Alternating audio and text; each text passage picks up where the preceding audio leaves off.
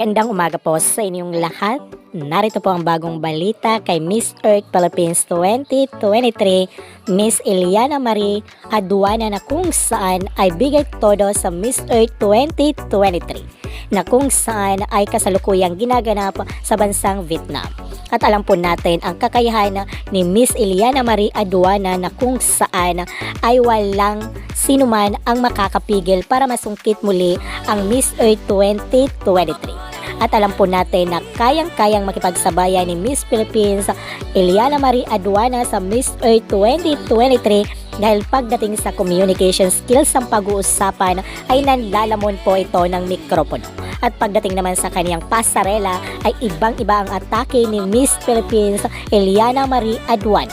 Narito ating panoorin ang mga kaganapan ni Miss Philippines Eliana Marie sa Miss Earth 2023. At patuloy din po tayong nakatutok sa channel na ito para sa iba pang impormasyon. Maraming salamat po.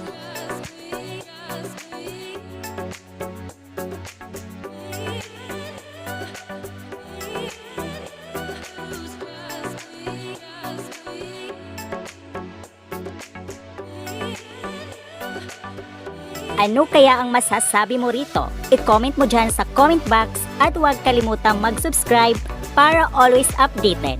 Ako po ang inyong lingkod, Akiko Umali. Maraming salamat po.